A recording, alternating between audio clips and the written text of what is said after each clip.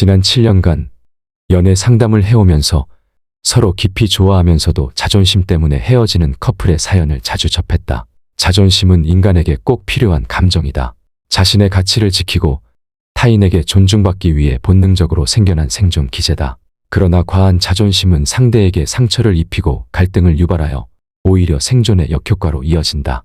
자존심을 관리하지 못하면 사소한 문제도 싸움으로 번지게 되며 이를 방치하면 관계가 파국으로 이어지기도 한다. 참 안타까운 일이다. 두 사람 중 한 명이라도 자존심이라는 감정을 다룰 줄 알았다면 관계는 행복할 수 있었기 때문이다. 자존심의 본질을 제대로 이해한다면 갈등을 줄이고 더 나아가 내가 원하는 대로 상대를 이끌 수 있다. 오늘은 자존심의 심리를 이해하고 자존심이 강한 연인을 다루는 방법에 대해 설명한다. 먼저 자존심이 무엇인지 알아보자. 상대뿐만 아니라 나를 이해하는 데도 큰 도움이 될 것이다. 인간에게 자존심이 존재하는 이유는 사회적 지위를 지키고 자아를 보호하기 위함이다. 인간은 오랜 세월 집단 생활을 통해 생존해왔고 그 안에서 자신의 위치와 영향력을 유지하기 위해 노력했다. 이는 단순히 인정 욕구를 넘어 생존과 직접적으로 연결된 중요한 요소였기 때문이다. 자존심은 지위를 지키기 위한 심리적 장치로 자신이 소중하다는 확신을 주며 타인에게 무시당하지 않도록 도와준다. 자존심이 상했을 때 사람들이 즉각적으로 방어 반응을 보이는 것도 이러한 진화적 배경에서 비롯된 것이다.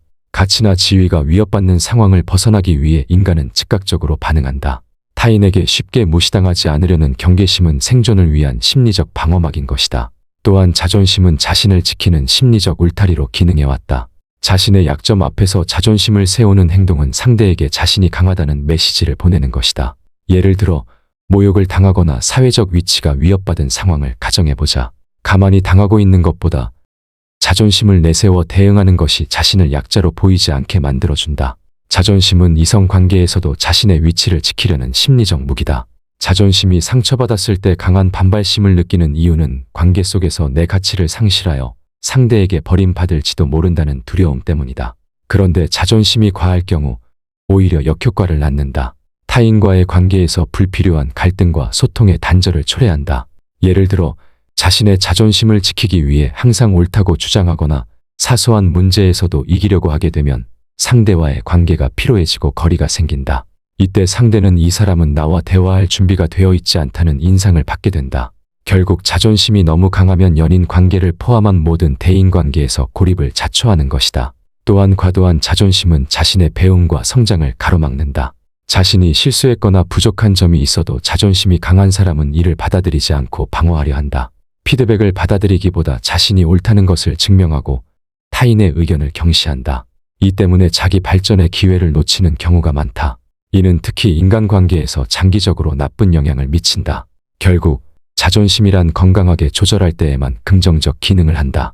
과도한 자존심은 불필요한 갈등을 일으키고 자기 성장을 방해하며 관계를 무너뜨리는 역효과를 가져오게 되는 것이다. 자존감이 부족할수록 자존심이 세지는 경향이 있다. 자신을 보호하려는 방어 기제가 더 강하기 때문이다.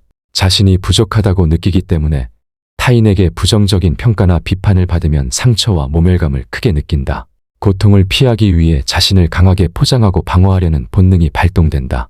자신이 옳다는 걸 증명하려 하거나 상대방을 이기려는 태도로 이어지곤 한다. 자존심이 강한 사람은 자신의 가치를 지키려 하지만 역설적으로 내면에 존재하는 취약함을 들킬까 두려움이 숨어 있다. 자존심을 강하게 부리는 사람은 어떻게 변화시킬 수 있을까? 자존심이 강한 사람을 대할 때는 당근과 채찍의 적절한 조화가 필요하다. 칭찬과 인정을 통해 방어 기제를 해제하면서 때로는 자신의 잘못을 자각시켜줄 필요가 있다. 상대가 자존심을 과하게 부릴 때는 직접적으로 부딪히기보다는 우회적으로 자각을 유도하는 방법이 효과적이다. 먼저 냉정한 태도로 거리를 두는 것이 좋다. 상대가 과하게 자존심을 세울 땐 절대 정면으로 맞받아치지 않는다. 그렇게 생각하는구나 정도로 가볍게 반응하고 대화를 멈추는 것이다. 침묵하는 것만으로도 상대는 자신의 방어적 태도를 자각할 수 있게 된다. 내가 예상외로 반응하지 않고 조용히 받아들이는 태도를 유지하면 상대는 혼자 불안함을 느끼게 된다. 어느 정도 침묵이 유지된 이후에는 내 감정을 담담하게 전달하는 것이 중요하다. 상대를 비난하거나 감정을 격하게 드러내지 않고 차분하게 너의 마음도 이해는 된다만 자존심을 부릴 때마다 나는 크게 상처를 받는 것 같다. 라는 식으로 감정을 표현하면 상대는 그 말에 무게를 느끼게 된다. 자신이 상대에게 무심코 미치는 영향을 돌아보게 된다. 폭발적인 반응 없이 조용히 진심을 전달할 때 상대는 더 깊이 반성하게 된다.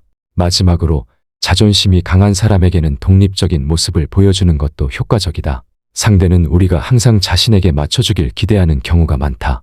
내가 나에게 집중하고 거리를 두는 모습을 보이면 상대는 자존심이 자신의 고립으로 이어진다는 걸 깨닫게 된다. 직접적인 대결 대신 우회적으로 상대의 방어 기제를 무너뜨리는 방식은 나의 자존심도 지키면서 상대에게 경각심을 줄 수 있다. 두 번째 방법은 상대가 자존심을 부릴 때 정면으로 맞서기보다는 동조하는 듯하면서 질문을 던지는 것이다. 이 접근 방식은 심리적 방어 기제를 건드리지 않고 자발적으로 문제를 인식하게 한다. 예를 들어 상대가 자신의 의견을 강하게 주장하거나 자존심을 내세우며 대화를 지배하려 할 때 나의 생각을 바로 제시하지 않는다. 상대의 의견을 존중하는 태도를 보이면서 의문을 제기하는 것이다. 상대가 이 방식이 무조건 맞아, 이렇게 해야 제대로 일이 해결될 거야 라고 주장할 때 바로 반박하지 않는다. 대신 그렇게 생각하는 이유가 궁금해. 근데 혹시 이 방식이 정말 상황을 완전히 해결해 줄까? 라고 물어보는 것이다. 이때 주의할 점은 상대의 자존심을 건드리지 않고 마치 그의 입장을 이해하려는 태도를 보이는 것이다.